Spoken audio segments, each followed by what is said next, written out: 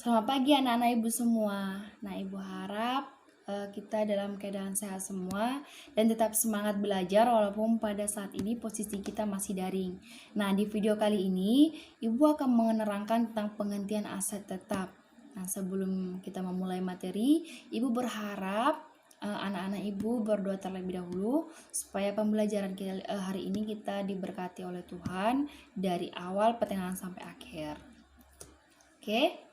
Nah, supaya anak-anak ibu semangat belajar pada pagi hari ini, ibu ada sedikit motivasi. Motivasinya adalah orang bijak belajar karena bisa, tapi orang bodoh belajar karena terpaksa. Nah, di sini ibu berharap anak-anak ibu belajar karena bisa. Bisa di sini yang pertama itu kita harus bisa melawan rasa malas kita, yang paling utama ya. Melawan rasa malas, kita harus bisa mengontrol diri kita untuk memahami materi, bisa fokus dalam pembelajaran, dan kita harus bisa memahami pelajaran dan materi yang diberikan oleh guru-guru kita. Oke? Jadi untuk hari ini yang kita bahas itu adalah penghentian aset tetap. Jadi untuk tujuan pembelajarannya adalah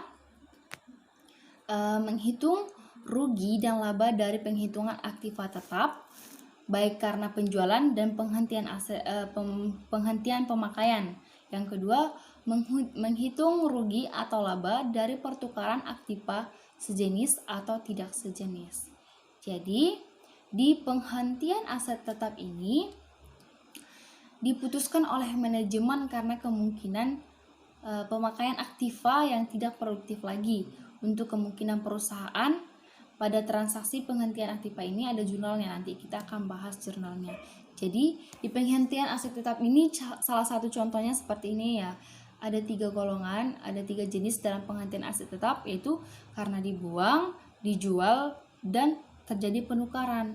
Nah, di penghapusan aktiva tetap, yang pertama kita bahas tentang penghapusan. Nah, kita hapus aktiva tetap. Nah, terjadinya penghapusan aktiva tetap ini terjadi apabila aktivanya sudah tidak bermanfaat lagi dan tidak mempunyai nilai sisa atau nilai pasar, maka harus dihapuskan.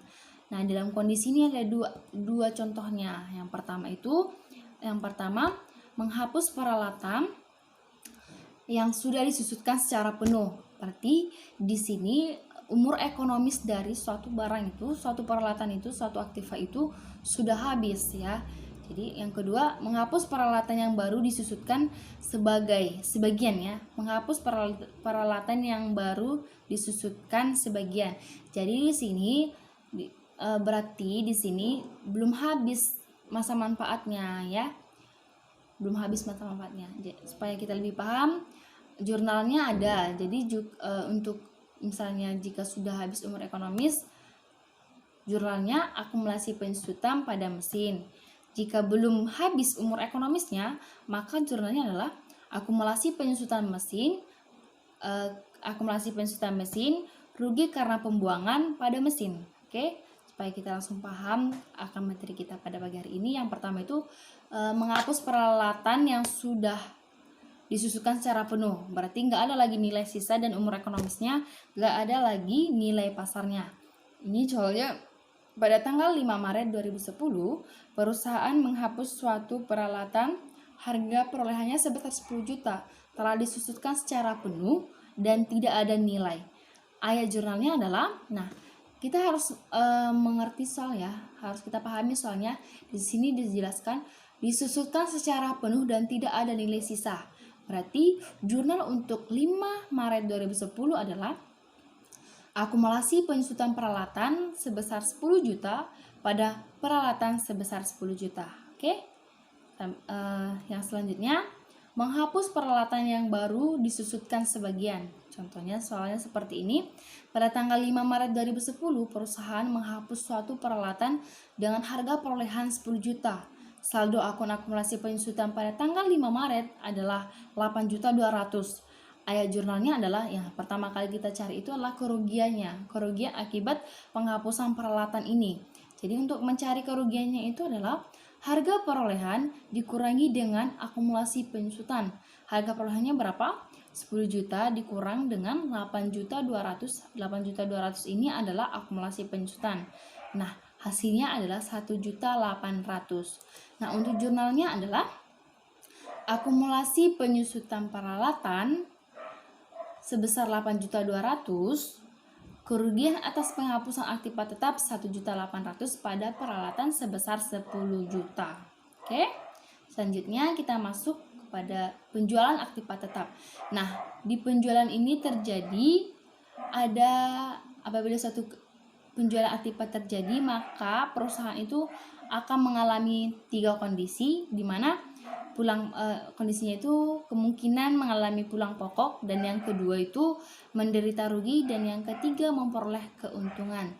Jadi ada rumus yang harus kita ingat atau sebuah catatan kaki, yaitu jika harga jual sama dengan nilai buku, maka perusahaan mengalami pulang pokok. Nah, pulang pokok di sini maksudnya adalah tidak mengalami rugi dan tidak mengalami keuntungan gitu ya. Istilah perusahaan pulang pokok itulah itu ya. Jadi jika harga jualnya lebih kecil dari nilai buku, maka perusahaan mengalami kerugian. Jadi dan jika harga jual lebih besar dari nilai buku, maka perusahaan itu memperoleh keuntungan. Keuntungannya didapat dari sebesar selisihnya nanti ya. Oke, kita lanjut ke soalnya langsung supaya kita lebih paham. Dalam soal dibuat peralatan yang dimiliki perusahaan dengan harga perolehan sebesar 12 juta disusutkan dengan menggunakan metode garis lurus dengan tarif 20% dan tidak ada nilai sisa. Nah, peralatan tersebut dijual tunai pada tanggal 8 November 2010, yakni pada tahun ketiga pemakaiannya. Saldo akumulasi penyusutan pada tanggal 31 Desember tahun kedua adalah sebesar 4.800.000. Nah, ayat jurnalnya adalah untuk 8 November itu yaitu beban penyusutan peralatan pada akumulasi penyusutan peralatan. Nah, nominalnya ini dapat dari mana? Nah, nominal ini rumusnya pencariannya adalah penyusutan. Kalau kita mencari penyusutan, berarti kita harus mengurangkan harga perolehan mengalikan harga perolehan dikali tarif dikali dengan tahun atau bulan periode tersebut. Jadi, harga perolehannya kan 12 juta nih. 12 juta dikali 20% dikali 10 per 12. Nah, 10 per 12 ini dari mana? Kita kan menggunakan aset tetap itu dari Januari sampai dengan November. Nah, itu sebanyak 10 bulan, jadi 10 per 12. Jadi hasil 12 juta dikali 20% dikali 10 per 12 sama dengan 2 juta. Selanjutnya kan diketahui di soal saldo akun akumulasi penyusutannya itu adalah sebesar 4.800.000 dan akumulasi penyusutannya yang sudah kita cari tadi yaitu sebesar 2 juta. Nah, ini saldo akun akumulasi penyusutan dan akumulasi penyusutan ini kita tambahkan. Jadi 4.800.000 ditambah dengan 2 juta hasilnya adalah 6.800.000. Hasilnya ini adalah saldo akun akumulasi penyusutan. Nah, nilai buku tahun ketiga kan udah ketahui 12 juta dikurang dengan saldo akun akumulasi penyusutan sebesar 6.800.000. Hasilnya adalah 5.200.000. Nah, jika harga jual sama dengan harga buku, harga jualnya berapa? Harga jualnya adalah sebesar 5.200.000. Maka untuk jurnal 8 November 2010 itu adalah kas sebesar 5.200.000. Kasnya itu kenapa?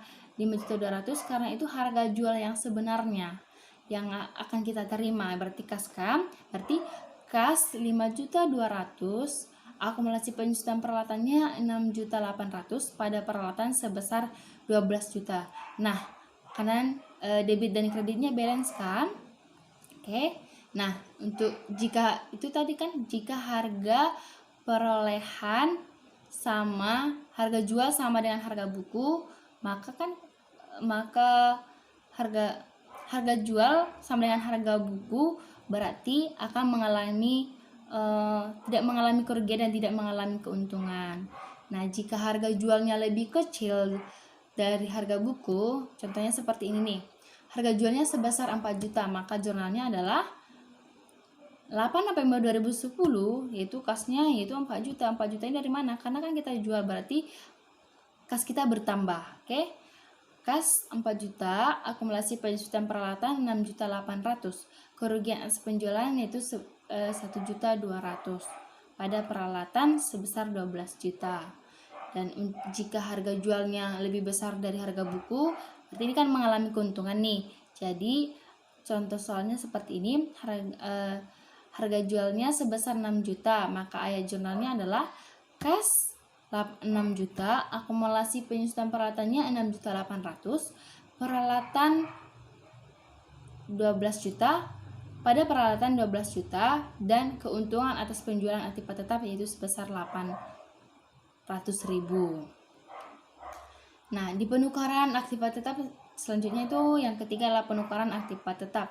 Yang dilakukan ada dua kemungkinan, yaitu ditukarkan dengan sejenis dan ditukarkan aktiva tetap yang tidak sejenis. Nah, yang sejenis itu misalnya nih, kendaraan ditukarkan dengan kendaraan. Yang tidak sejenis, kendaraan ditukarkan dengan komputer, misalnya laptop ditukarkan dengan motor gitu ya. Itulah yang tidak sejenis. Nah, di sini kita harus tentukan nilai tukarnya.